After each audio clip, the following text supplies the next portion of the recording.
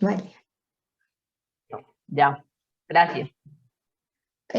Bueno, buenas tardes a todos y todas. Me parece muy chévere estar en este espacio. La verdad es que cuando lanzaron el grupo y empezaron a publicar los seminarios, me decía como, ¿por qué estoy metida en tantas cosas? Me gustaría ser más activa en otro tipo de espacios, pero pues hasta ahora tengo la oportunidad. Entonces hoy les voy a hablar un poco de este paper de María Mónica y Margarita sobre las mujeres y la coca y lo que ellas plantean que es una relación agridulce.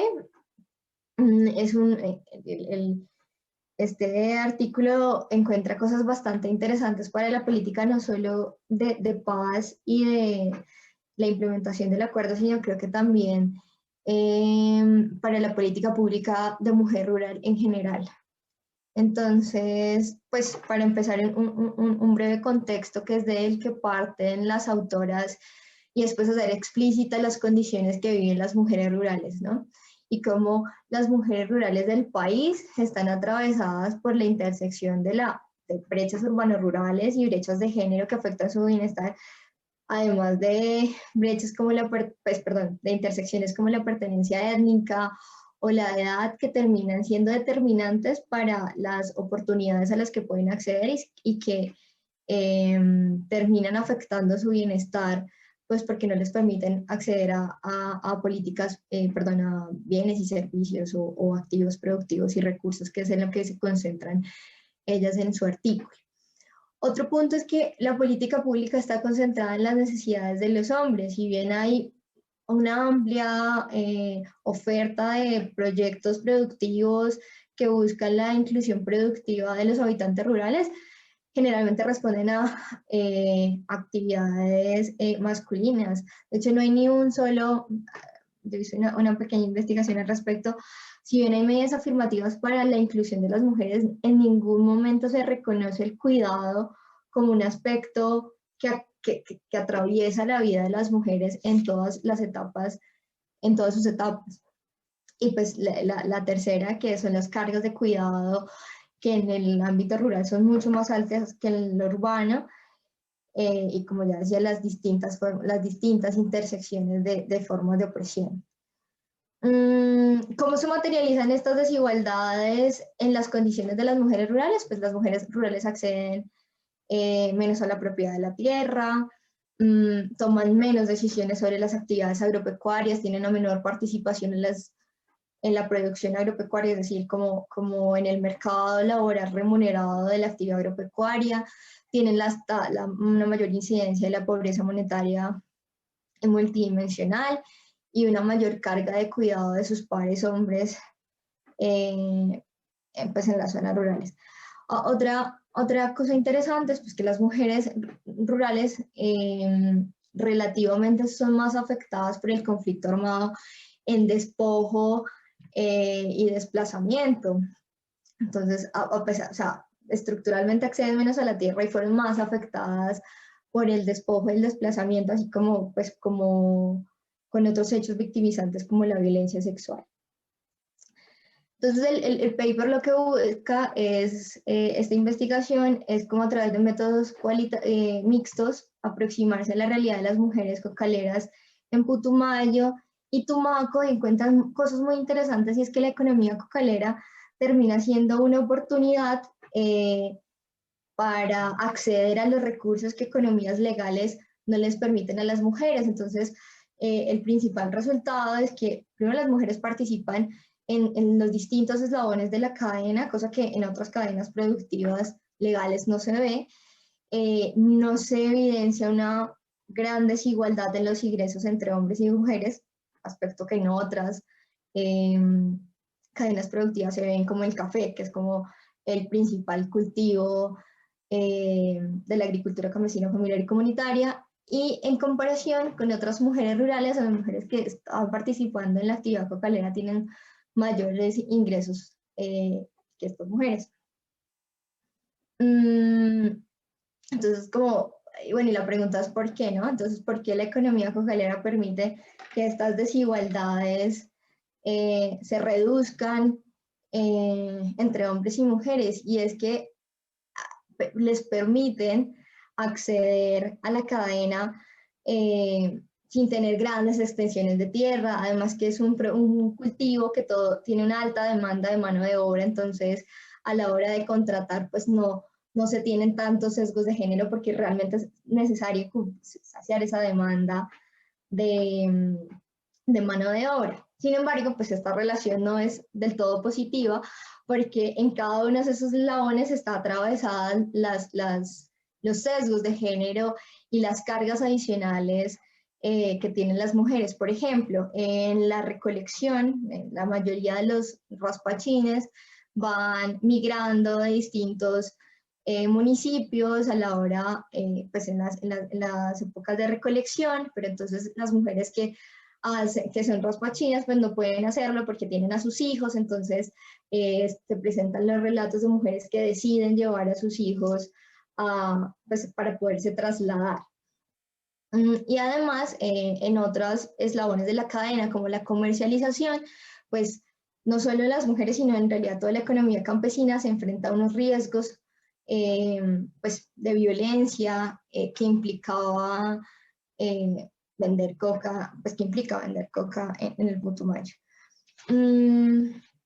Y no incluido una diapositiva adicional, pero uno de los hallazgos que me pareció a mí más impactantes y que era un reto en realidad para la política pública es que cuando las mujeres deciden acceder al Programa Nacional de Sustitución de Cultivos Ilícitos, lo que terminó pasando es que sus ingresos se deterioran y empiezan a verse más claras las brechas de género. Entonces la pregunta ahí es, ¿qué retos, qué medidas, más bien, qué instrumentos va a tomar la política pública pues para disminuir y crear los incentivos para que las personas hagan una sustitución de cultivos y que no implique que va a deteriorar el bienestar de las mujeres y que se van a enfrentar a otros tipos de sesgos y otras condiciones pues, por su condición de género.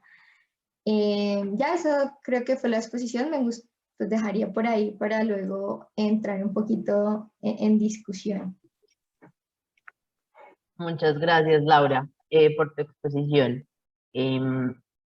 No estoy segura si está Caterina.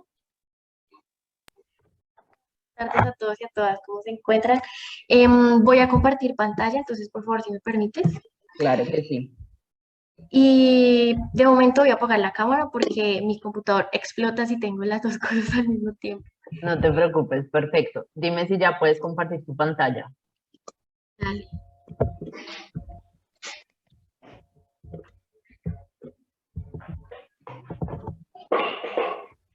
La estamos viendo. Listo, perfecto.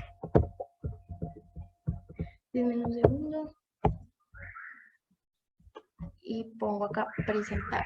Bueno, buenas tardes a todos y a todas, ¿cómo están? Mi nombre es Angie Caterina Rey, estudio Economía y bueno, hoy les quiero presentar la lectura de Desarrollo Económico Local en clave de género, escrita por los autores Diana Gómez y Javier Pineda.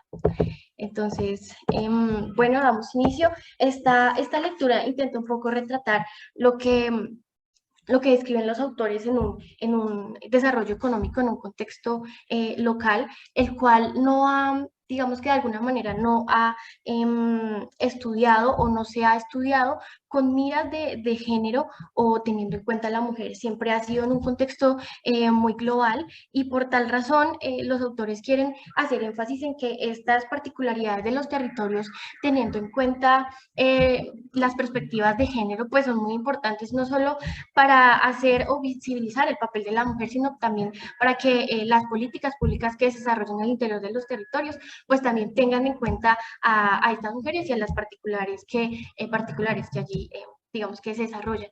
Entonces, comienza hablando y relacionando un poco el género y el desarrollo económico local y nos dicen que la región latinoamericana comenzó a tener grandes cambios desde 1990, cuando se comenzó toda esta apertura económica y descentralización de las economías y de los estados en términos de administración pública, en términos políticos y en términos fiscales.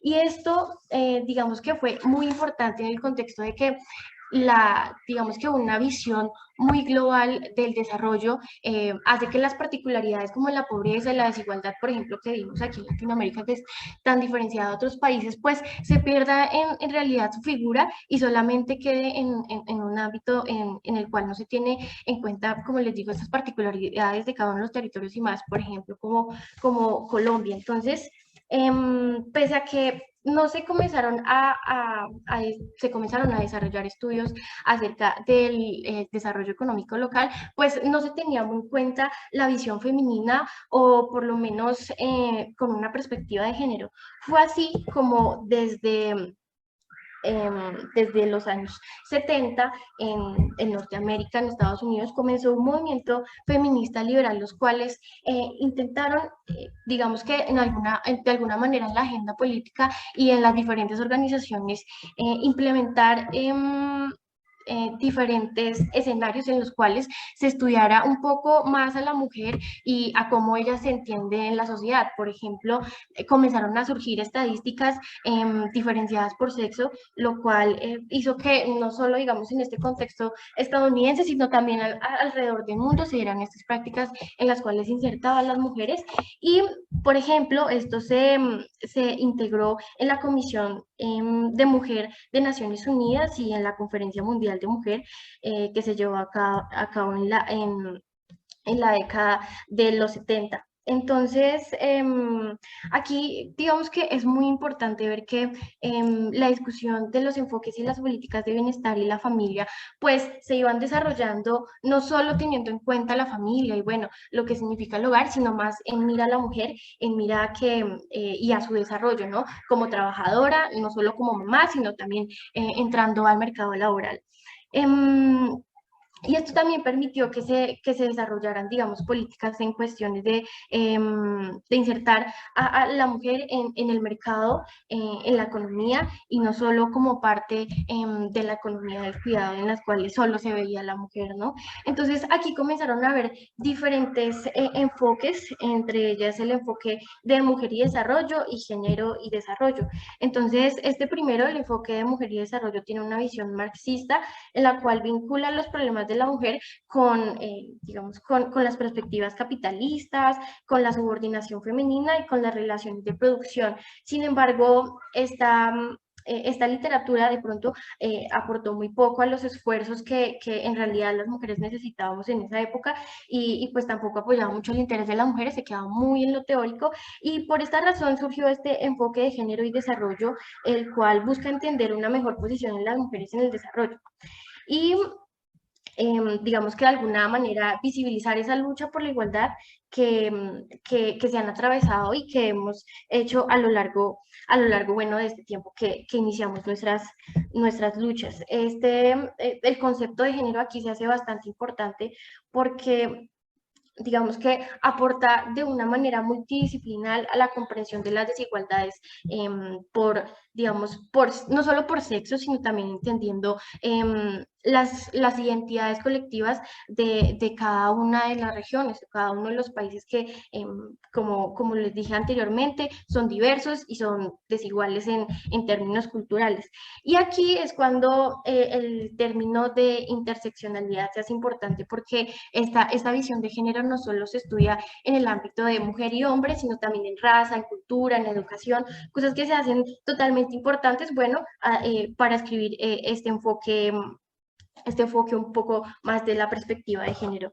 Así que el concepto de género fue, digamos que de alguna manera, avanzando y fue tomando importancia en términos de desarrollo y digamos que en base a esto se comenzó a estudiar también cómo los hombres, digamos que están en la sociedad, ¿no? No solo como su rol sexual, sino también entendiendo que su categoría es unificada, pero es muy contradictoria, es ambivalente, y los hombres, pues, no solo se debería entender por su identidad de género, sino también, digamos, por los roles que cumplen en la sociedad y en general en un orden patriarcal.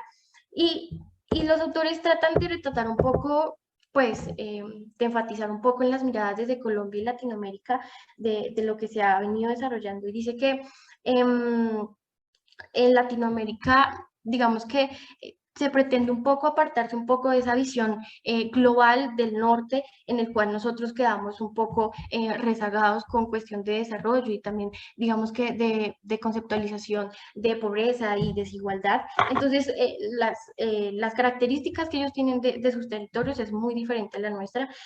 Por tal razón, se hace importante en enfatizar en las realidades, en las dimensiones que nosotros tenemos como sociedad. Y, em, y digamos que esto permite ver un poco las particularidades de la mujer aquí en Latinoamérica. Se comienza a estudiar a la mujer pobre, a la mujer campesina, a la mujer trabajadora, y, y se comienza, digamos que, un poco a plantear algunas posturas feministas en torno al desarrollo. Sin embargo, digamos que estas posturas tienen algunas críticas, ya que de alguna manera algunas posiciones feministas comenzaron a reproducir estos modelos dominantes occidentales y de cierta manera no lograban, digamos, como romper los estereotipos de género y las inequidades que en realidad se cruzan en Latinoamérica. Y por tal razón, digamos que poco a poco se ha podido aportar a esta perspectiva de género y de la mujer, y como les digo, entendiendo no solo a la mujer, sino que hay diferentes como categorías, como las mujeres indígenas, las afrodescendientes, las mujeres pobres, que todo esto construye a la, digamos que a la definición y a la conceptualización de género. Sin embargo, los autores, digamos que dicen que estas dimensiones del desarrollo local tienen diferentes, digamos que, ámbitos los cuales permiten describir un poco cómo se desarrolla la perspectiva feminista en Latinoamérica y cómo podemos nosotros abarcar diferentes políticas o diferentes propuestas para, digamos, rezagar un poco esta brecha de género. Entonces, la primera de ellas es la dimensión sociocultural, en la cual es muy importante hablar de los patriarcados o del patriarcado, ya que en el contexto latinoamericano, pues es algo que ha tomado mucha relevancia por el papel en el cual las mujeres, digamos que se ven subordinadas por los hombres y esta relación entre hombres y mujeres es producto, digamos, de una larga historia que no solo tiene en cuenta, digamos, lo actual y cómo se ha desarrollado la economía, sino también han tenido en cuenta las vertientes que vienen de España, la colonia y los procesos de desarrollo que se han dado en el mismo país. Y es que lo que pasa es que el patriarcado como género organiza las sociedades a su conjunto y pues no se vive igual en todas las sociedades, ¿no? Entonces, digamos que aspectos como la raza, la clase, la edad, toman de manera concreta y sirven como para describir cómo se organizan las sociedades teniendo en cuenta como este ámbito patriarcal. Y no solo eso, sino también entendiendo otras construcciones como la heteronormatividad, el capitalismo, la geopolítica. Entonces, digamos que este patriarcado tiene un poco o comparte unas características de los patriarcados occidentales y tiene, digamos, en cuenta el uso de la violencia contra la mujer, el control de la sexualidad de las mujeres, la construcción cultural, digamos que hay en ese ámbito también la cosificación del cuerpo de la mujer y lo más importante que creo que resalta la lectura es que también como esa separación de lo privado y lo público, entendiendo lo privado como algo feminizado, que solamente la mujer puede participar allí, y en el ámbito público, en donde solo los hombres, digamos que tienen una fuerte participación y tienen como, digamos, ese poder de desarrollar en esa característica. Entonces, en específico, en Colombia se han desarrollado digamos que dos aspectos súper importantes, que la primera y que han aportado a esta visión patriarcal, y la primera es el conflicto armado, y el segundo, la existencia de otros fenómenos de la violencia como el narcotráfico. Entonces, aquí las actividades que realizan las mujeres, que son feminizadas de alguna manera, son prácticas que no todos quisiéramos que existieran, pero por ejemplo, el trabajo forzado de las mujeres, las prácticas sexuales, la prostitución de las mujeres y las niñas, las mujeres desplazadas y las mujeres que también participan en el tráfico de drogas. Entonces, es un poco el contexto colombiano, que pone a la mujer en una posición bastante subordinada con respecto, digamos, a cómo se estructura el patriarcado en Colombia, y por tal razón existen unas barreras que de alguna manera no dejan surgir a la mujer, como son la asignación del espacio privado, que restringe los movimientos de las mujeres, las tareas de cuidar del hogar, que solamente las mujeres son las que, pues, culturalmente, las que se deben de encargar de ello, el trabajo no remunerado y las violencias basadas en género. Entonces, frente a esto, en la lectura se promueve, o de alguna manera se dan, digamos, algunos aportes que se deberían hacer en términos de desarrollo local, y algunas de ellas es promover los imaginarios sociales que no restrinjan las elecciones de vida de las mujeres, en el cual las mujeres no solo puedan participar, digamos, en sus hogares, sino también puedan participar en la política, en la economía, estén en el trabajo, tengan un trabajo y tengan remuneración por ello, ¿no? Visibilizar los procesos ya existentes, y no encasillar a las mujeres en roles tradicionales de género, y por otro lado, digamos, apoyar a procesos en donde hombres y mujeres permitan, no solo, digamos, desde su perspectiva de género, sino también desde la pobreza, desde la desigualdad, incrementar, digamos, que sus capacidades que tienen frente a la sociedad. En el segundo ámbito, podemos hablar de una división económica, en el cual, como les venía diciendo, el aspecto público y privado pues es bastante diferenciador, y donde la mujer pues se ve subordinada solamente al trabajo doméstico, y por tal razón, incluso algunas veces los hombres, quienes son los que reciben, por ejemplo, los cuidados en términos del trabajo del cuidado, pues ni siquiera se reconoce como esta capacidad de las mujeres para hacer doble tarea, ¿no? Porque entonces las mujeres ya no solo están en el ámbito privado, en sus hogares, en las tareas de cuidado, sino también están en la economía, en un trabajo remunerado, que puede ser formal, informal en su mayoría, y por el cual, digamos, que responden un poco a esas tareas de bienestar y de cuidado que tienen que responder, que de tiempo para acá se ha ido monetizando, ¿no? Porque la salud, la educación, pues son cosas que cuestan, y como están a cargo, digamos, del rol femenino, pues entonces se tienen que suplir con ingresos, que también va un poco de la mano con esta doble tarea que realizan las mujeres. Y entre eso, pues dice o menciona la literatura que la cooperación es muy importante, porque permite a las mujeres mayor autonomía, y también permite que, digamos, en el desarrollo local se incrementen las capacidades de pronto económicas, y también, digamos, que se crezca no solo en términos de PIB o mayores ingresos, sino también en mayor educación, en una calidad de la salud un poco más amplia.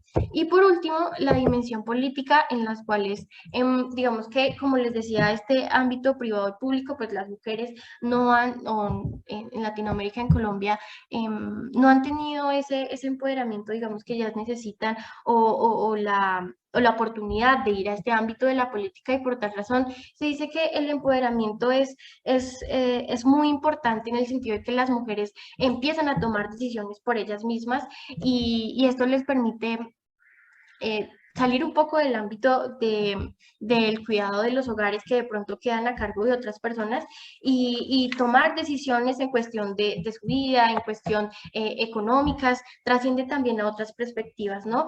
Y la gobernanza, que es las posibilidades y la interacción entre los diferentes agentes que participan en un Estado, pues también se hace importante en el sentido de que las mujeres participen en esta dimensión política y que digamos que su voz se alce.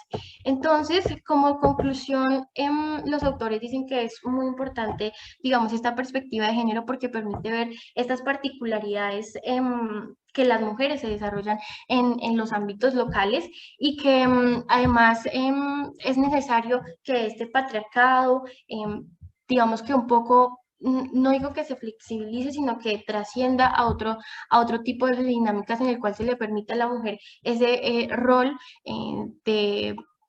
de poder trabajar por sí misma, de poder tener, de tomar decisiones, en el cual la exclusión y las desigualdades, pues en definitiva queden a un lado y se le dé el papel que la mujer se merece en la sociedad. Entonces, muchas gracias. Caterina, muchas gracias por tu presentación. Y tanto a Laura como a ti, muchísimas gracias por explicarnos de manera muy detallada las lecturas para el día de hoy y por el esfuerzo, mejor dicho. Impresionante. Tenemos el tercer como elemento de hoy, era el podcast. No sé si de pronto alguien tuvo la oportunidad de escucharlo, si alguien pudo escucharlo, no sé. Y quizás nos quiera como contar un poquito a todos, nada muy específico, simplemente como impresiones y como en general de qué se trata el podcast. El que se anime levante la mano o empiece a hablar, mejor dicho, como prefiera.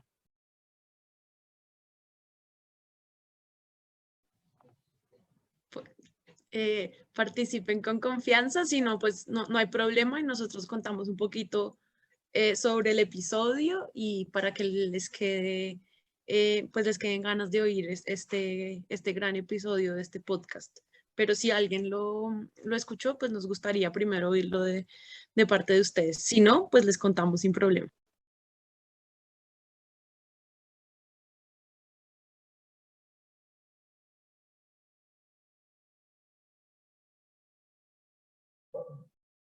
Bueno, voy a empezar a contar y si alguien quiere hablar, quiere decir, se puede, digamos, intervenir, no hay ningún problema, o levantar la mano. Listo, entonces Daniel. Daniel. Bueno, buenas tardes a todos y todas. Bueno, pues un poco de lo que escuché del podcast es un podcast, si no soy mal, que se llama Las Resistentes. La periodista es Valentina Parada Lugo y pues hace básicamente la narración de una experiencia como de un resultado o un proceso de resiliencia de un grupo de mujeres del municipio de Juan Frío, que básicamente fue azotado como desde los 80s por la presencia de, por ejemplo, las guerrillas, de la guerrilla de las FARC y desde los 90 de los paramilitares con las Autodefensas Unidas de Colombia. Y lo que hace Valentina o este podcast es narrar la experiencia de las Moiras, quienes eran pues tejedoras de memoria de Juan Frío. Digamos que ahí narra muy profundamente cómo los paramilitares llegaron al lugar, desde los 90 imponían el terror, asesinaban, torturaban, secuestraban. Sin embargo, en uno de los sitios que se convirtió como en una cabaña de tejer, se convirtió en un lugar para tejer y como ellas mismas lo definen, para echar paja, un sitio de conversación para construir, para escucharse, para dialogar, mientras se reconstruye y se vuelve a pensar un espacio que en la época de la violencia había sido un espacio de terror impartido o secuestrado por estos grupos paramilitares. Es decir, el mismo sitio donde ahora ellas hacen sus actividades de construcción de paz, espacios de sororidad, donde se construye esta hermandad entre aquellas mujeres que luchan por la igualdad, pues se conforma alrededor de los procesos de tejido. Básicamente donde, como lo definen ellas, son espacios de encuentro de intimidad, espacios silenciosos que promueven la escucha atenta, espacios de conversación que se promueven por su oficio, el tejer. Ellas mismas se definen como un grupo que entrega valor y resignifica los espacios. Es decir, como ya lo mencionaba, un espacio donde se secuestraba, se asesinaba, se torturaba, es el mismo espacio donde ahora se dialoga, se construye, se teje en el pueblo. Digamos que el tejer los lazos para ella se convierte en un espacio o un oficio de sanación y de trabajo colectivo. Digamos que ellos lo mencionan como es un espacio para echar paja, es decir, donde se suelta la lengua, se desarrolla la atención, la escucha activa, se desarrolla una mayor receptividad del mensaje del otro, se desarrolla esa escucha más atenta, se desarrolla una capacidad mucho más receptiva de entender al otro y pues se apropia el territorio a través del desarrollo de sus actividades. De hecho, ellas no lo mencionan únicamente como un espacio para tejer y no más, sino que conectan a todo el pueblo y digamos, de Juan Frío y todos los territorios por donde pasó, digamos, como esta eh, marcha oscura de temor y terror de los paramilitares, sino que ellas mismas con sus actividades pues iban recorriendo estos mismos caminos, estos mismos espacios, eh, haciendo actividades completamente distintas, reconstruyendo con las comunidades, conectándose con los campesinos, enalteciendo o desarrollando a Juan Frío como un municipio de paz y un municipio de esperanza.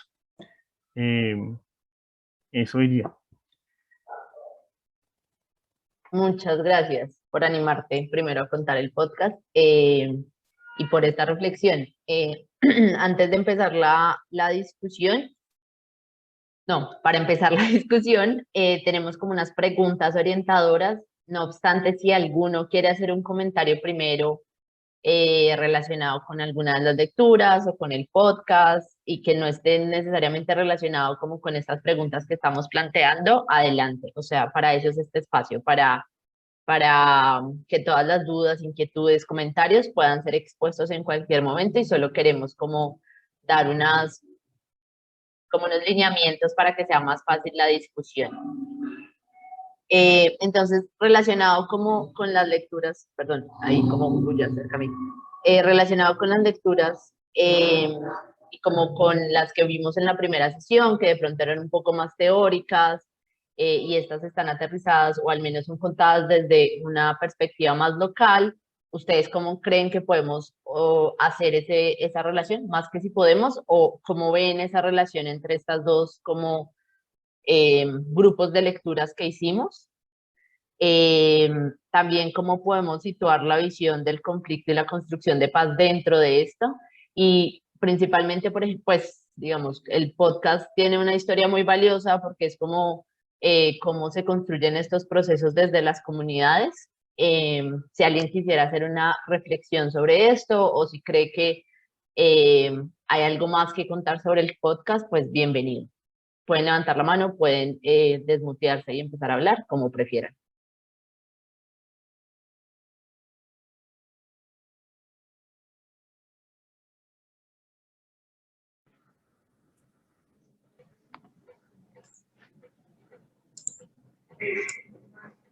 Tal vez muchas cosas que decir.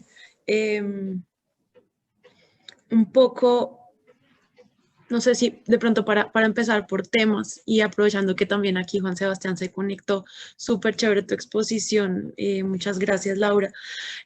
Todo el tema de mujeres y coca es, digamos, creo que fue una lectura muy valiosa y como tú bien lo dijiste, es muy importante ver esta conexión que también sirve para entender los temas rurales y por lo menos a mí también de lo que me quedó de la charla teórica es que de pronto qué preguntas no nos hicimos, qué cosas no estamos diagnosticando bien, así de pronto pensemos como, bueno, hay muchas cosas que no estamos diagnosticando bien, por ejemplo, cuando hicimos un programa de sustitución o qué preguntas precisamente de investigación no planteamos y eso qué consecuencias tuvo para, por ejemplo, un programa de sustitución de cultivos, que también es un tema acá, pues que todavía es muy relevante y que vemos que todavía está luchando.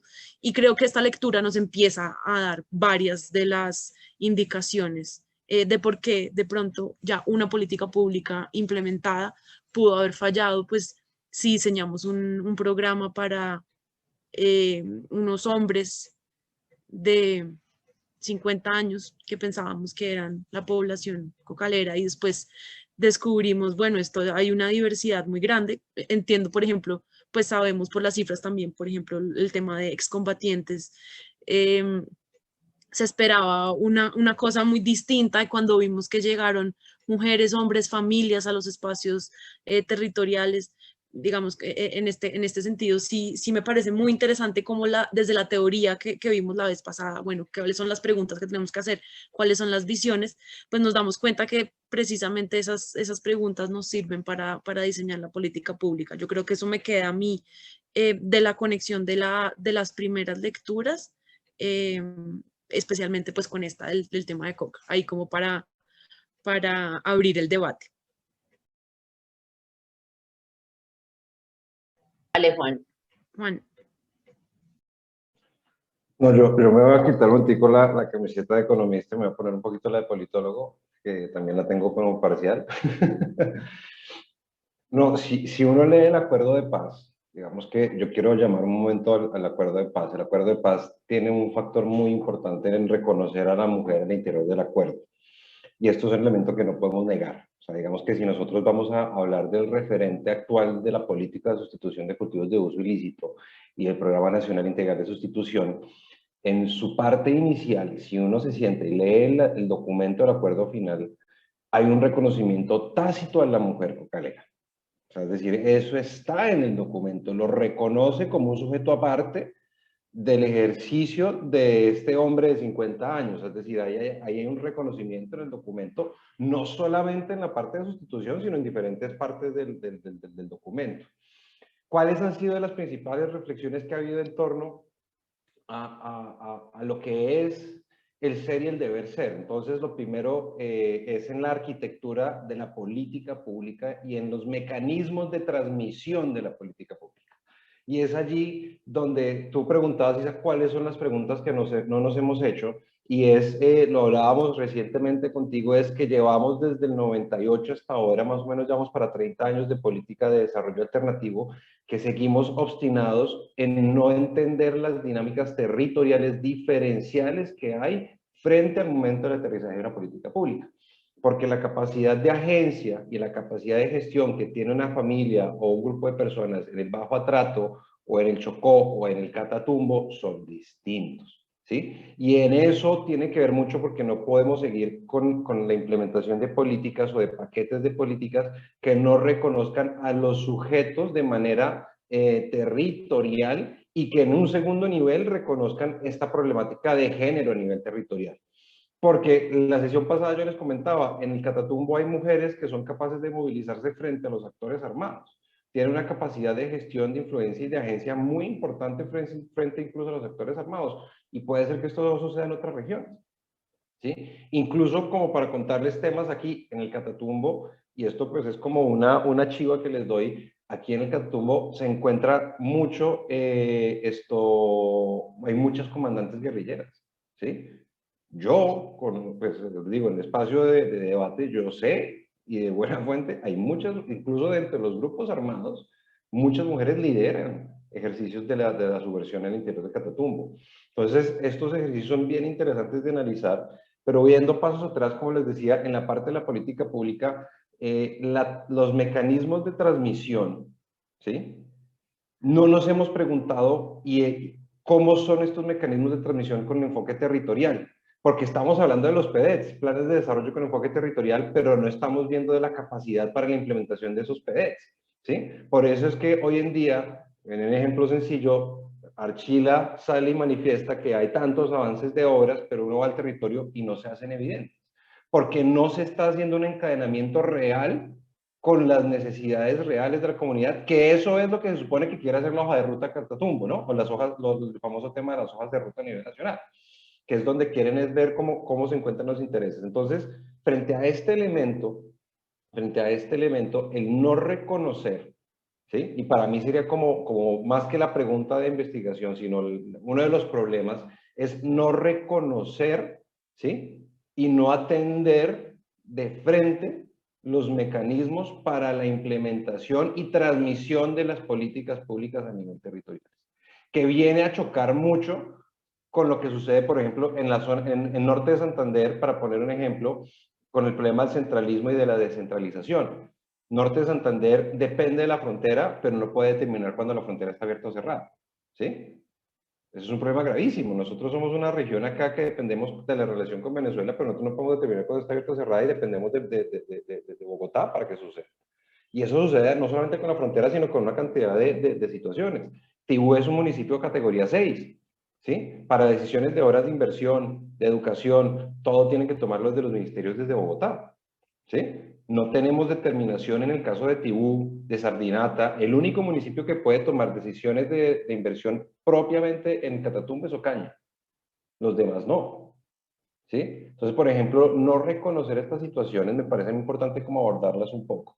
Dejo ahí para no extenderme más como para abrir el micrófono a los otros colegas, pero creo que, como les digo, más desde el ejercicio de la política como en sí, siento que hay que hacer un esfuerzo más importante porque la política como está, apagué el video, perdón, porque la política muchas veces como está relatada es bellísima. Uno ve la política, pero en el aterrizaje, y eso es lo que uno muchas veces manda el mensaje a Bogotá y es cuáles son los mecanismos de transmisión real para poder hacer la implementación de la política, ¿sí? Y ahí es donde es tan importante reconocer en la formulación de la política pública el bottom-up, ¿sí? Porque es el bottom-up el que uno va a tener en cuenta para poder ejecutar esa política, escuchar la política e implementarla, porque son los insumos de territorio, son los insumos de lo que llamamos las normas de territorio, los rituales del territorio, lo que nos va a permitir a nosotros armonizar con lo que se quiere llegar a hacer, que puede ser que sea muy bueno y que puede ser que tenga un impacto muy importante,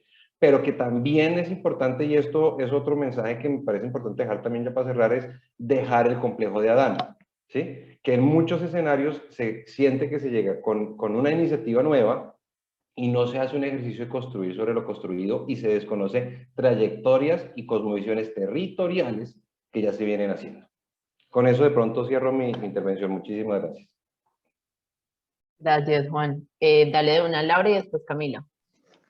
Sí, está muy interesante porque antes de que hablara Juan tenía una cosa en la cabeza y luego dije, se me ocurrieron más cosas. Primero creo que hay una reflexión interesante sobre los conceptos y a mí me gusta mucho llamar a la reflexión sobre los conceptos y el artículo de Mujeres y Coca habla de empoderamiento, de agencia, y a mí se me hace muy interesante que uno debe empezar a hacer análisis del discurso sobre cómo la política pública está usando la palabra empoderamiento y la palabra agencia, ¿no? Entonces creo que esa es una gran pregunta que tal vez no de economistas, pero sí desde otras disciplinas me parece importante aproximarnos a eso. De hecho, hay una cosa interesante y es esto del continuum de violencia del que habla la Comisión de la Verdad, y es cómo episodios de violencia y ciclos de violencia llevan a que las mujeres tomen decisiones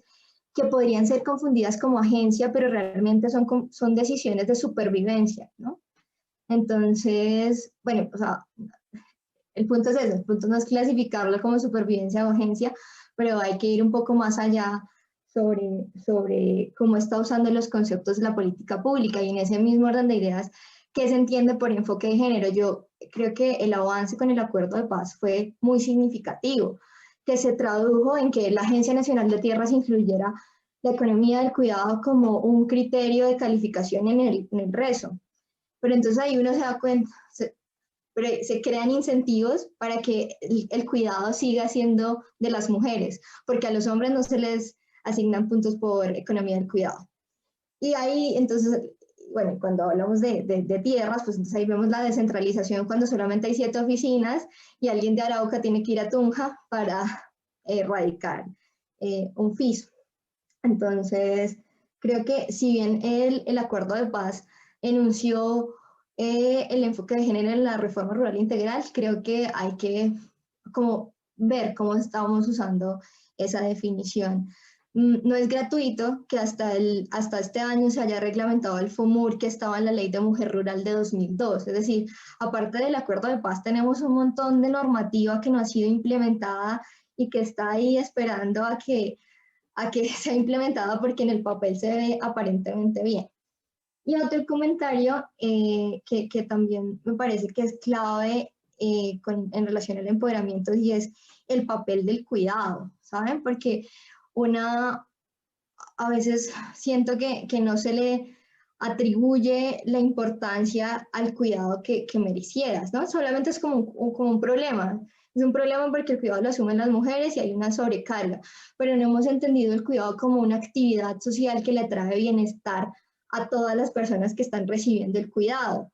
Entonces creo que el papel del cuidado y cómo pensamos que empoderarse es dejar de cuidar, debe entrar en la discusión. Y es como, bueno, está bien, ¿cómo estamos usando la palabra cuidado?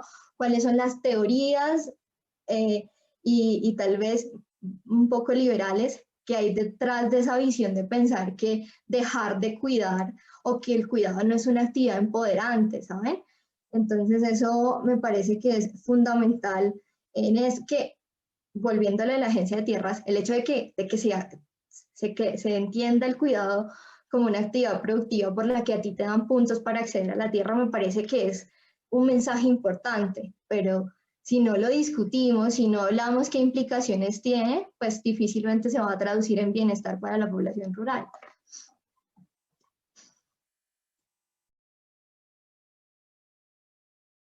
Dale, Cami. ¿Aló? Bueno, no, yo solo iba a hacer, era como una pregunta, algo que estaba diciendo Frankie, ay, y Juliana, y algo que yo estaba discutiendo con algunos de ustedes, y es como que yo siento que hay un sobrediagnóstico de los problemas y que creo que está ya muy claro cuáles son los problemas. Me refiero respecto al enfoque de género, como digamos, hay el tema de cosificación, de estereotipos, de cuidado, o sea, como que yo siento que eso ya está plenamente identificado. El siguiente nivel es que eso se reconozca en la política pública, y Laura ya decía, de cierta manera se reconoce porque uno ve, bueno, los acuerdos está escrito, Frankie también ya lo dijo, tú también mencionas como otra cantidad, no sé qué es lo que mencionaste porque pues no sé ese tema, pero decías que además del acuerdo hay como otros mecanismos donde, por ejemplo, se habla de la importancia del enfoque de género, institucionalmente uno lo ve en todo lado, em, pero pasa lo mismo que pasa con toda la construcción de, de políticas o de proyectos con comunidades, y es que uno dice, pero igual las cosas no cambian. Entonces, ese salto entre ya incluso el reconocimiento en papel y lo que realmente pasa y la realidad, eso es lo que a mí me gustaría como preguntarles, porque a mí no se me ocurre qué es lo que falta. O sea, está el papel, está la comunidad, están líderes, está gente que está empezando como a manifestarse, pero como que uno no ve que el diseño institucional para que realmente en la práctica se reconozcan las cosas. Entonces, esa era como mi pregunta, especialmente, por ejemplo, para Frankie, que está en norte de Santander.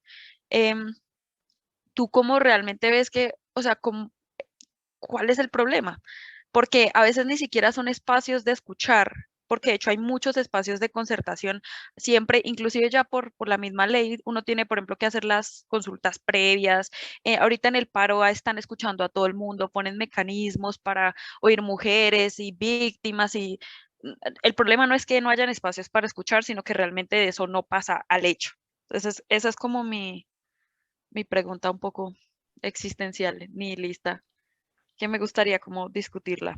Dale, Isa, dale. Sí, creo que Isa no puede. Creo que no tengo la función o no sé cómo hice este semestre virtual, pero nunca pude alzar la mano. No, a mí me parece muy interesante el debate y yo creo que disiento bastante con lo que dice Cami y retomo un poco lo que decía Laura, y es que a veces como instrumentalizamos términos y decimos, listo, entonces voy a aplicar el enfoque de género, entonces voy a hacer una investigación y voy a aplicar el enfoque de género y creo y supongo, digamos, de buena fe, que el enfoque de género es decir, listo, entonces incluyamos una variable de mujer. Listo, entonces ya tengo el enfoque de género y eso me deja tranquilo y lo pongo en un documento y le pongo cosas de literatura, digamos, yo puedo hacer una cosa muy superficial y hacer un check en la lista, que eso es lo que siento y pues también un poco la literatura ha mostrado que pasa bastante en temas de políticas públicas.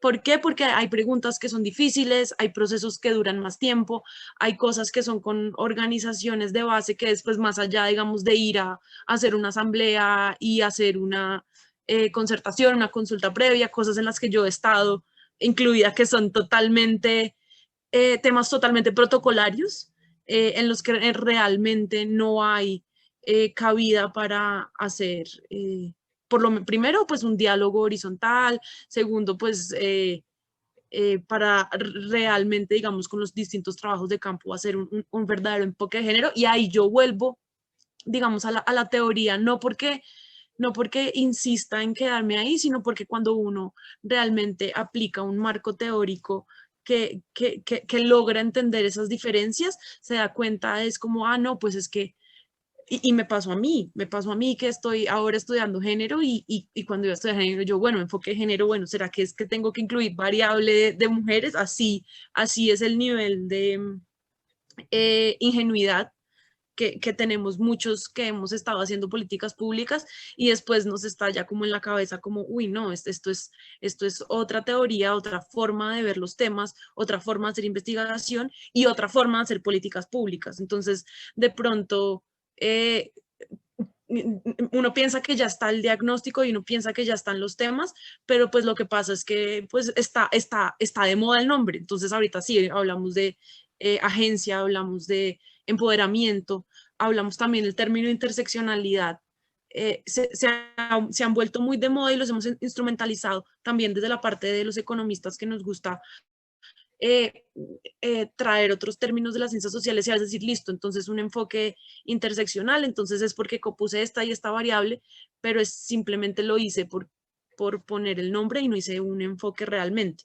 Entonces, cuando uno hace eso, pues sí, yo creo que uno termina en unas soluciones que después pues caen en unas malas aplicaciones y en estallarse en la cara con la realidad. No digo que sea el caso, obviamente, completamente de todos los puntos que hay transversales pues, del enfoque de género que hay en el acuerdo de paz, pero sí en muchas cosas, entonces a veces no creo que sea bueno, pues de pronto nos cansamos de oír cosas, bueno, de empoderamiento, pues sí, uno se cansa cuando algo se vuelve un eslogan, cansa, pero creo que entonces tenemos es que saber como, bueno, es que no, esto no es un eslogan, de pronto estas personas que se nos están diciendo como empoderamiento, no sé qué, bla, bla, bla, alcemos las manos.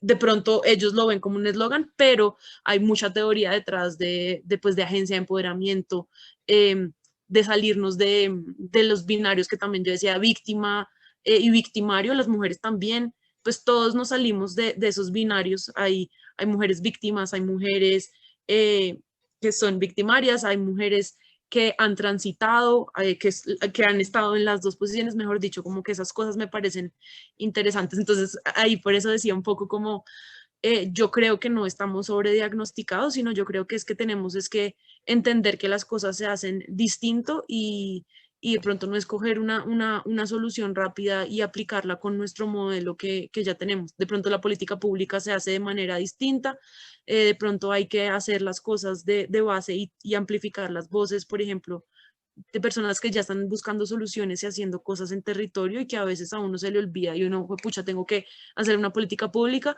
para borrar o superar el tema de la violencia en Juan Frío. Y llegamos y se nos olvida y no vemos que pues hay gente en los territorios haciendo cosas. Entonces, de pronto ahí cambiar el chip. Eso es. Juan, tú habías pedido la palabra primero. Si quieres, dale. ¿No? Sí, tú. Sí, sí, sí. Me leíste los labios. No, hombre, el tema es Yo estoy como Fajardo, estoy en un punto medio entre Camila e Isabel, estoy como Ay, tibio. pero momento, ¿puedo decir algo? Porque es que entonces creo que no me hice entender, porque Isabela igual dijo lo que yo estaba diciendo, o sea, como el punto es, en el papel hay como una cantidad de cosas, o sea, yo sí creo lo del sobrediagnóstico, o sea, me refiero es a que, o sea, yo siento que los problemas son estructurales y que simplemente es uno reconocerlos en el contexto, no es que esté encontrando nuevos problemas, sino que está parándose en un contexto y diciendo como, acá hay un problema, bueno, carga de cuidado, la cosificación del cuerpo, bueno, como eso es que no es que esté mal, es que son así son porque el machismo y el heteropatriarcado es estructural y no simplemente lo mira en el contexto.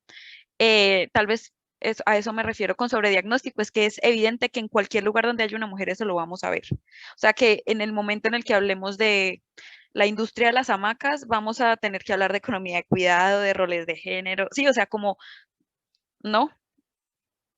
Isa, por favor, dime, pues discúteme porque no te No, escucho. precisamente creo que sí te entendí y creo que estoy total, o sea, disiento con lo que tú dices y además decir como, ay, economía del cuidado, o sea, no, es lo mismo que, o sea, creo que no estamos entendiendo, digamos, cuál es el problema y estamos cayendo en eslogans. Pues listo, entonces voy a llegar a una mujer, entonces listo, sé que tengo que aplicar el cuestionario que me hace esto y entonces sé que tengo que ver cuáles son las cargas de cuidado, como que pues si ya tengo un checklist y un enfoque de género en la mayoría de proyectos, sí, está. O sea, es un tema que está de moda para bien y para mal, entonces sí está. Entonces, No, no, pero lo vemos entonces, hasta en la sopa, de pronto lo vemos hasta en la sopa, pero de pronto no es el enfoque de género que realmente va a lograr esa era, ver de entonces, manera distinta los problemas. mi pregunta para ti, por ejemplo, ¿tú crees, o sea, porque siempre dices como, es que lo que está no es realmente un enfoque de género? Entonces, mi pregunta es que hay un enfoque real de género, o sea, como en la teoría hay muchas teorías sobre algo y hay muchas visiones de enfoque de género como visiones de feminismo hay. Entonces, no sé a qué te refieres con que no es un real enfoque de género, porque pues yo tampoco tengo claro qué es un real enfoque de género. Y lo segundo que quería, esto sí es más una pregunta desde la ignorancia, es, o sea, si yo me voy a, digamos yo como investigadora que no tengo ni idea ni he hecho nada de estudios de género, no tengo ni idea, y me dicen, usted tiene que entrar a ver este problema con enfoque de género. Entonces, yo voy a los términos comunes, voy a mirar cómo es la relación entre el hombre y la mujer y saco unos conceptos que es los que yo digo que son estructurales y pues bueno, qué pena si usé el modismo ahí para hablar de eso, no, no significa que no sean importantes, simplemente es que pues es como investigadora tal vez como lo que primero llegaría a mirar a ver, cargas de cuidado en ese contexto, como la relación entre el hombre y la mujer, o sí, o sea, no sé, o sea, el punto es como que las conclusiones para mí son estructurales. Me gustaría que tú me dijeras, por ejemplo, cuáles realmente son esas diferencias o esa cosa que dices, oye, no está sobrediagnosticado, hay unas cosas que, hay unas particularidades que hay que entrar a ver, que no son los lugares comunes ni son los conceptos comunes. O sea, y como investigadora, ¿yo cómo llego a determinar eso? Y a ver esos matices que tú dices, porque para mí no es evidente, eh, porque no sé de eso. Pero creo que es chévere empezar a pensar eso para la gente que precisamente no sabe de eso. Voy a hacer algo un poquito, voy a pasarme la contrapregunta para darle la palabra a Juan y después a Laura. Y después volvemos como a retomar esta discusión un poquito. No quiero que sepan como Cami como contrapreguntarte, pues para responderte un poco, pues les cuento, mi pareja actualmente pues lidera una organización feminista aquí en Norte de Santander y yo le he hecho la misma pregunta, ¿qué es realmente un enfoque de género? Digamos, pues, los que conocen, yo lidero aquí una organización, una ONG en Norte de Santander, y cuando nos piden proyectos nos dicen, tiene que tener enfoque de género el proyecto. Y quiero que sepan que he hecho ya como 5 formaciones en temas de género y a hoy yo, que estoy en este proceso pues de reeducarme, no logro entender qué es una teoría de enfoque de género. Esto es un tema que yo siento, Cami, que está todavía en construcción. O sea, esta pregunta que tú haces es súper válida porque porque este es el espacio para preguntarlo y pues estamos entre colegas, entre gente pues que nos queremos y nos cuidamos. No hay todavía como una verdad absoluta, porque algunos dicen, por ejemplo, es que haya paridad 50-50 y que haya reconocimiento de la mujer en los procesos y participación. Otros dicen que es que se reconozcan estas fallas estructurales y se atiendan desde mecanismos y desembolsos de recursos, participación. Otros hablan ya de temas un poco más, incluso como ontológicos, de la democratización y el ejercicio ciudadano para el goce efectivo de derechos con enfoque, o sea, hay demasiadas corrientes y eso es un debate súper profundo. O sea, creo que de pronto ahorita Isa, que está estudiando su maestría con ese énfasis, creo que ella se va a encontrar con un océano de conocimiento de esto. Total admiración por eso, Isa, porque hasta donde yo lo he visto y yo lo hago desde un enfoque como más práctico, no tan teórico como de pronto lo hacemos acá, sino de pronto un poco más práctico en el ejercicio pues, de una ONG de implementarlo. Yo siento que la brecha, y esto lo voy a hablar un poco más desde la experiencia, digamos que lo voy a compartir un poco más de lo que yo he tenido que vivir en el terreno, es que no sé cómo decirlo sin llegar como un lugar común, y es que uno, pues lo mencionaba ahorita, es que efectivamente en el papel hay muchas cosas que están escritas para poder implementar temas de género y puntualmente para el acuerdo de paz y puntualmente para el tema de sustitución de cultivos. O sea, si uno va bajando por niveles, incluso dentro de los PDETs, hay unos focalizados para pero que tengamos una política o un componente exclusivo para mujeres dentro de los PDETs o las instituciones de enfoque de género o es teoría de género, podemos darnos el debate. Donde yo siento que se está estrellando el tema allí, y es como les digo, lo que yo siento, y es de pronto como economistas que nos distanciamos un poco desde esa parte, es desde la parte sociológica. Hay unos elementos antropológicos de la identidad campesina, de la construcción como ciudadanos, de la construcción del ser democrático que tenemos nosotros, que parte y que cruza un elemento muy importante para que no haya un aterrizaje de estos elementos de la política pública. Tal vez esto a nosotros como economistas nos parece un poco sui generis, a mí me parecía muy sui generis, pero el momento que yo tuve que vivir, por ejemplo, en terreno, conceptos de identidad campesina, ¿sí? Cuando tuve que darme cuenta que hay campesinos que llevan tanto tiempo trabajando con la coca que se les olvidó cómo arar la tierra. Uno se estrella con unos elementos que uno dice que son temas que no son del todo locos. O sea, sentarse uno y pensarse sustitución de cultivos para la gente con programas de desarrollo rural, con proyectos de pancoger, cuando la gente se olvidó cómo se cultiva, es posible. Eso se los digo porque yo lo viví, ¿sí? Entonces, hay unos elementos de ciudadanía, de identidad ciudadana, de sujetos democráticos, que creo que no estamos teniendo en cuenta en ciertos procesos de la implementación o en la formulación de las políticas. Estamos desconociendo que hubo una fractura del tejido social y consecuentemente de la gobernanza intrarregional y suprarregional con respecto al manejo de políticas públicas, en este caso el tema de género, ¿sí? Voy a decir un término que es común, normalizamos el machismo, eso es algo que todos sabemos, pero está normalizado hasta un punto en que yo conozco amigos que dicen que el machismo es malo y siguen siendo machistas, ¿sí? O sea, que es como no, si eso es terrible, pero sigue porque llega un punto en que está ya tan, sé que estoy enfermo, pero pues igual me va a morir, ¿sí? Como más o menos como esa lógica que está ahí atrás. Entonces yo creo que, como les digo, esto ya es una lectura propia, siento que hay unos elementos desde la educación, ¿sí? Desde la educación, desde el ejercicio de reeducación y de formación, porque de nada sirve tener estos grandes marcos de política pública cuando el mismo funcionario que la tiene que implementar no cree en eso, ¿sí? Cuando el funcionario que tiene que ejecutar la política y cuando el que es beneficiario de la política no cree en esa política o simplemente la ve como algo transitorio o algo que no le va a cambiar la vida. Entonces creo que me voy como por otro, lo que decía ahorita Isa, como economista le hago hijack a otro elemento de las ciencias sociales y lo trato de traer acá, pero no es que lo trate de traer a la economía, sino que busco respuestas en otros sectores que creo que tenemos que contemplar al momento de nosotros que estamos en esta línea de repensarnos el desarrollo, valga la cuña para nuestro espacio, repensarlo en verdad con visiones. Por ejemplo, rápidamente, esto es un regalo que me llegó estos días, ¿sí? Herramientas para la reconciliación. Hablar de cajas de herramientas.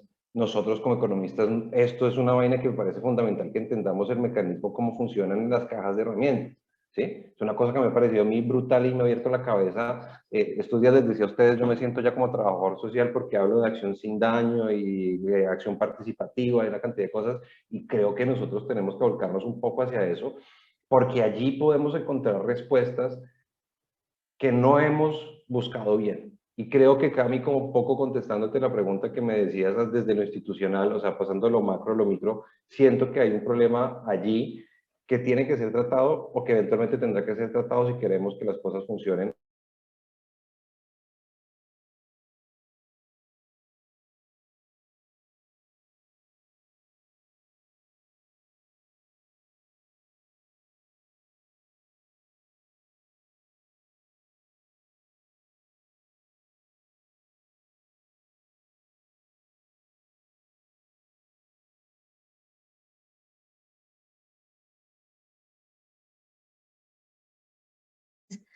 Cada clase veíamos una cosa distinta, ¿no? Como mercado laboral, cuidado, ta. Entonces, luego llegó un punto en la clase en la que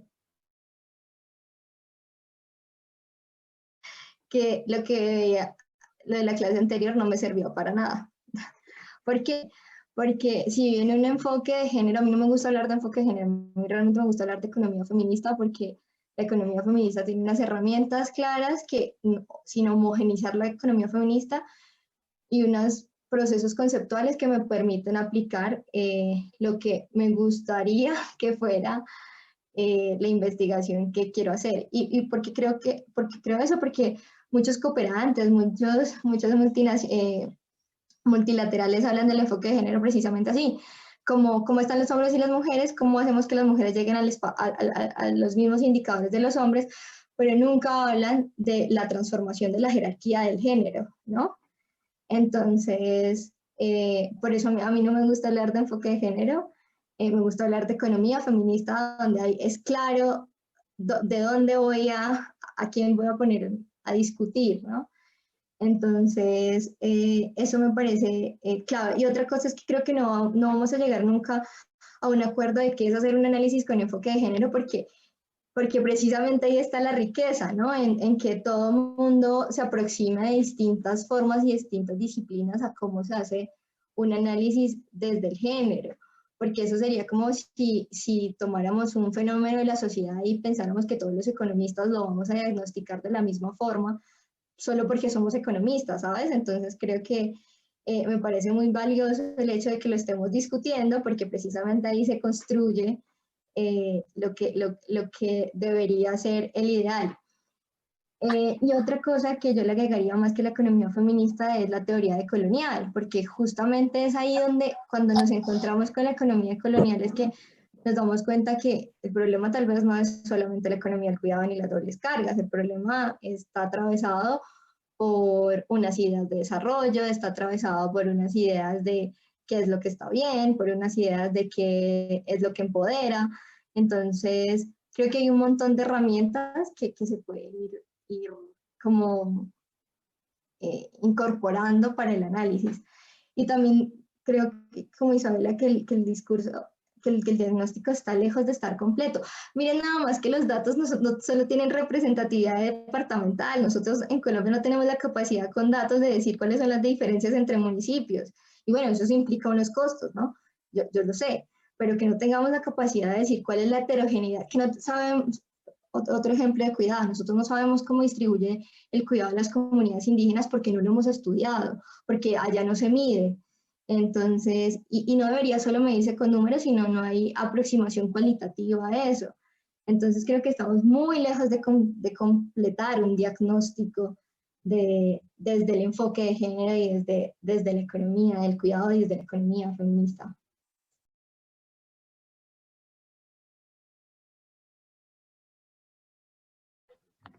Súper, gracias, Laura. Alvin.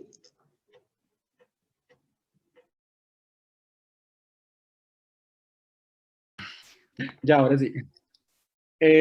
No, pues yo creo que Laura ha dado en el clavo, ¿no? En el sentido de que pues ha sido muy acertada en la forma en que en Colombia se abordan algunos problemas o las herramientas de análisis que escasean para abordar problemas con enfoque de género. Mm, Sin embargo, yo le doy un punto a favor al comentario que había hecho Camila hace un momento, pero no tanto por el sobrediagnóstico, sino porque eso sí está dicho y es que en Colombia hay un problema de sobreplaneación. Entonces, no sé si de pronto puede ser por ese lado. A veces como que cuando se van a abordar problemas, analizamos y analizamos y analizamos el problema, pero no ejecutamos o no buscamos soluciones. O sea, cómo implementar lo que dice la teoría, cómo buscar que eso que se está planeando o planteando desde la teoría más bien, se implemente, se ejecute desde la política pública.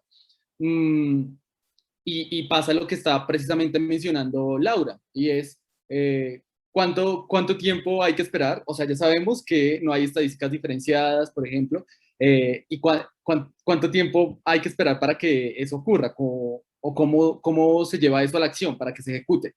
Y eso no solamente pasa con el enfoque de género y con las políticas públicas con enfoque de género, sino con todo. Por ejemplo, en el tema de tierras está lo mismo, desde hace más de un siglo, el tema de identificación de propietarios, de catastro. Entonces, digamos que es más como hacia eso que creo que puede ir la discusión sobre el tema.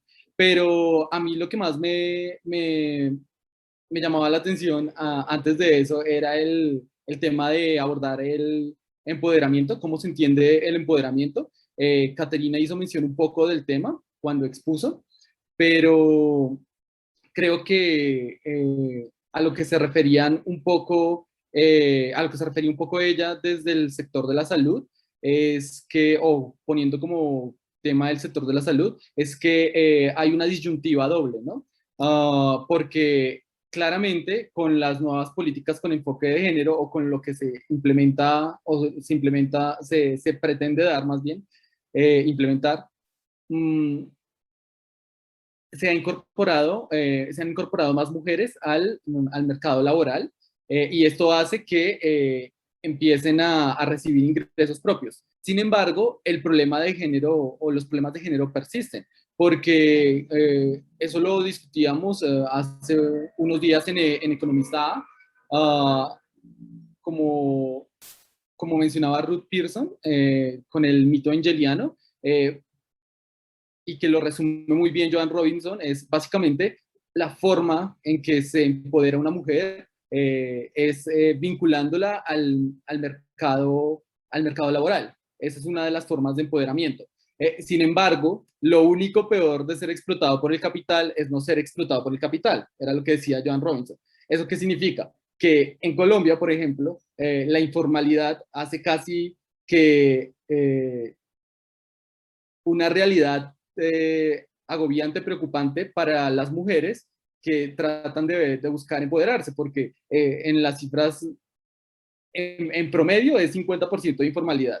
Entonces las mujeres aún más informales, mucho más subrepresentadas en el mercado laboral y se enfrentan también a cuál es la calidad del empleo o cuál es la calidad en que se está incorporando al mercado laboral. Entonces, eso también plantea otros problemas desde la política pública. Y entonces ahí ya no habría un sobrediagnóstico, sino habría que empezar a analizar cómo para Colombia, especialmente, es la informalidad dificulta o hace aún más difícil este problema de empoderar a las mujeres. Porque no se está logrando incorporar a la fuerza laboral en la fuerza laboral remunerada, o si lo hace en condiciones que no son óptimas. Y creo que eso también se relaciona o es importante en el debate porque, como mencionaba Laura de la economía cocalera, es en este tipo de economías que son ilegales e informales, claramente porque son, pues más que informales, incluso son economías subterráneas porque son ilegales, daba condiciones similares a las mujeres que los hombres. Entonces, ¿por qué se logra en estos contextos dar condiciones con equidad, pues, a las de los hombres, y en cambio no se logra desde la formalidad? ¿Qué es lo que nos falta? Que se debe plantear, cómo plantearlo, cómo lograrlo, ¿no? Pues es como lo que creo que hacia donde debe apuntar el debate, y no quedarnos solamente en redactar. El Banco Mundial hace poco sacó una estadística que a mí me parecía alarmante, y es el 97% de los documentos que se hacen desde investigación y academia no son leídos. Entonces uno queda como con el sinsabor de, bueno, estamos trabajando, estamos haciendo, se está tratando de plantear soluciones, pero ¿quién las está evaluando? ¿Quién las está poniendo en práctica? Porque si el 97% de estas alternativas no se están ejecutando o no se están teniendo en cuenta, entonces ahí hay un debate que se debe dar y que debemos plantear cómo solucionarlo y cómo llevar estas soluciones alternativas, todo esto que se piensa a la práctica. Y creo que sí es algo muy importante que se debe hacer. Ya, esto era como lo que quería decir. Perdón, que tuve problemas con mi internet. No, yo solo quería mencionar una cosa súper corta, y es como desde la construcción de política pública, creo que Daniela, apague quizás el ha habido video. una sobredimensión del efecto. ¿No me Es que no la escuchan? estamos oyendo bien, entonces quita el video a ver si mejora la calidad del Ya, sonido, porque ahí no la me estamos escuchan oyendo. todos. Sí, sí. Gracias. Mejoró. No, estaba pensando que desde la construcción de política pública, y porque lo mencionaron, esta construcción desde abajo hacia arriba, como que empieza a sonar como un posible camino para la construcción de política pública, pero creo que desafortunadamente no ha tenido, y yo sé que eso va a sonar súper economista, pero no ha tenido los resultados que se esperan. Uno podría pensar que es un tema de cuáles son los resultados que queremos.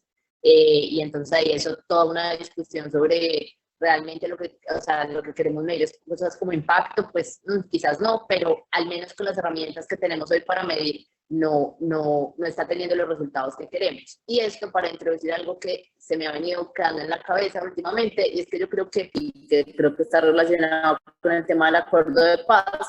Yo sí creo que es importante que el acuerdo de paz hubiera tenido el enfoque que se hubiera definido como uno de los principios y transversales a todo el acuerdo, porque si no, de otra manera, la construcción desde las comunidades o desde su implementación nunca hubiera sido posible. Entonces yo sí creo que sí hay que pensárselo más, pero yo creo que sí hay una colaboración como entre estas ideas que van desde arriba hacia abajo y todo lo que se construye de abajo hacia arriba, y solo como en el radar es que al menos lo que sabemos hoy es que quizás no es lo que esté, o de pronto simplemente no lo estamos haciendo bien porque por ejemplo, el tema participativo, el tema de políticas públicas y cómo lo construimos hoy en muchas cosas es malo, está mal hecho.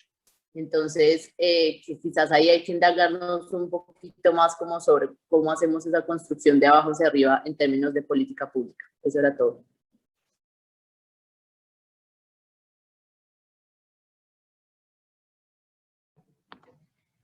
Perfecto, Dani, muchas gracias. No sé si Alvin dejó unas preguntas planteadas para Caterina, no sé por qué, para que también pues los expositores, las expositoras, Caterina, tú si quieres complementar algo, decir algo al respecto, y damos unos minuticos más de discusión, que está muy interesante. Hola, ¿me escucha? Sí, sí, sí. Listo, qué pena si se me va la conexión a internet, pero bueno, ustedes saben estos problemas. No, la verdad he estado, digamos que muy pendiente de cada una de sus perspectivas, y siento que es interesante en el sentido de que, digamos, no muchas visiones o no mucha literatura pues tiene en cuenta esas mismas especificidades que estábamos hablando de los territorios, las comunidades, y que tampoco hay demasiada, digamos, información y estadística en términos de género en cada una de estas visiones, tanto de la pobreza, tanto de la desigualdad en estas regiones. Entonces, está, por ejemplo, teniéndolo en cuenta en el trabajo remunerado, el trabajo no remunerado, y en la informalidad y en el sector formal del trabajo, pues es muy difícil sacar estadísticas, digamos que tener un porcentaje de mujeres que trabajan allí, porque básicamente no hay tal información. Entonces, me parece también muy interesante lo que hablaba, creo, Laura, que decía que le parecía mejor tener una perspectiva de feminismo y no de género, porque pues este término es muy global y no determina, digamos, ciertas características que sí lo hace el feminismo y sus ramas, ¿no? Entonces, creo que el debate que se da aquí, digamos, más que complementar las lecturas, a una vista más realista de lo que es el feminismo, en Colombia, y siento que ha complementado muy bien, digamos, la lectura del día de hoy.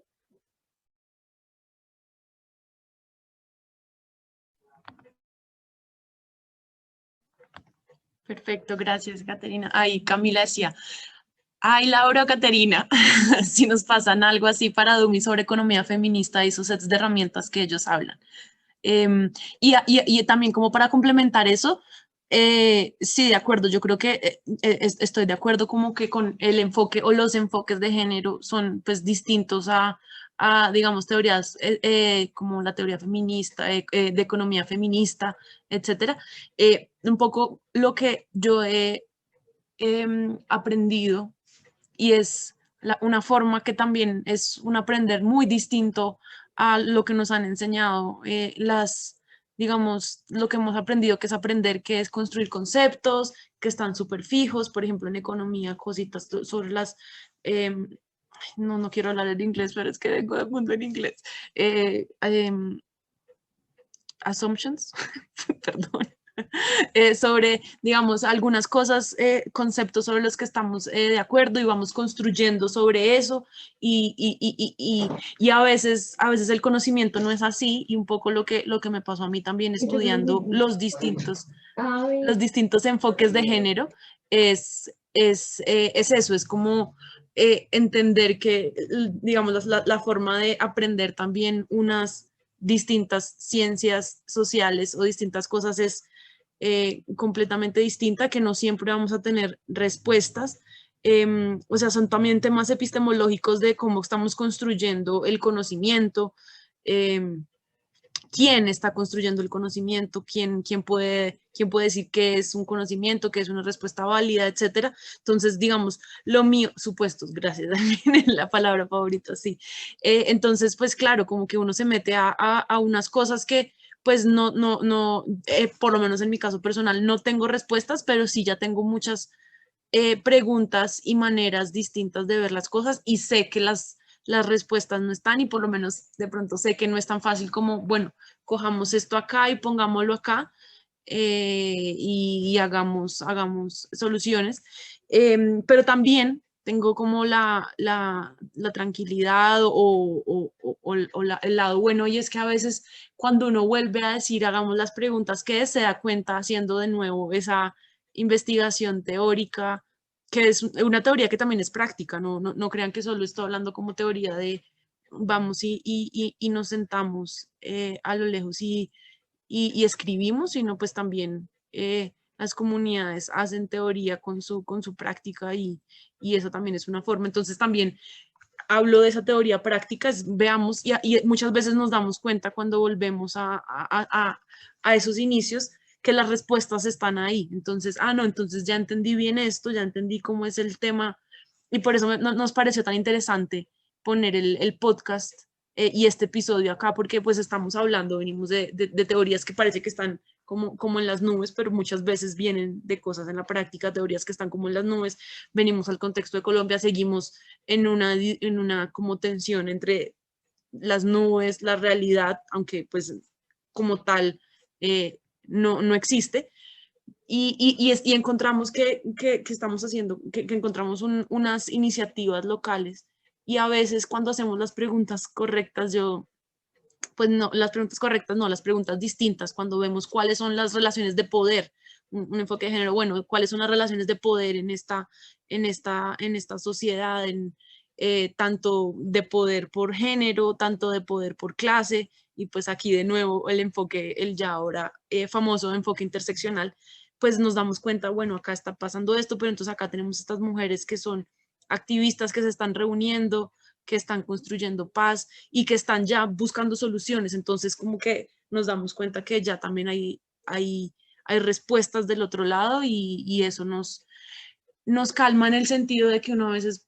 también como hacedor de política a veces tiene como ese afán, porque pues es el afán y es la tarea que uno tiene, encontrar soluciones. Entonces, pues como ahí como para dar como un rayito de luz a todo este tema, pero pues no, no sé, no soy experta, también lo que tengo es preguntas y no sé si tienen algo para agregar, Laura, de pronto de lo que dijo Camila de la economía feminista. No, estaba pensando como en qué mandar, pero creo que lo mejor que podemos hacer es como establecer un diálogo más activo entre economista y Rede, porque creo que pues hay un montón de cosas por explorar. Nosotros en Economista estamos intentando hacer como un programa de academia feminista, entonces creo que cuando tengamos eso como un poquito más consolidado se los podemos compartir, ¿no? Y muchas gracias por el espacio, yo también me tengo que retirar. Pues ya que lo dices, Laura, Isabela estaba invitada la semana pasada para la primera sesión, pero pues con el cambio de horario pues no pudimos, no. Pero sí, me parece que es una buena iniciativa, porque al final, o sea, promovemos mucho el tema de escuchar, dialogar, y a veces como que nos cerramos entre nosotros mismos, ¿no? Entonces, que el contexto nacional precisamente nos sirva para aprender un poco de eso. Ya, eso era todo. No, muchísimas gracias a todos por su tiempo, por sus exposiciones, a Daniel por también haberse animado a hacernos el resumen del podcast. Muchísimas gracias y continuaremos charlando porque queremos que el último webinar también sea un poquito distinto sobre este tema. Queremos invitar gente del territorio, tenemos las conexiones con Norte de Santander, entonces cualquier cosa que nos quieran decir, pues ya creo que conocen nuestras redes y nuestros medios y montamos algo que nos interese a todos y todas para seguir discutiendo y aprendiendo y haciéndonos preguntas. Muchas gracias. Bueno, chao. Muchas gracias por el espacio, de verdad aprendí demasiado de cada una de sus perspectivas. No, a ti, muchas gracias. Gracias.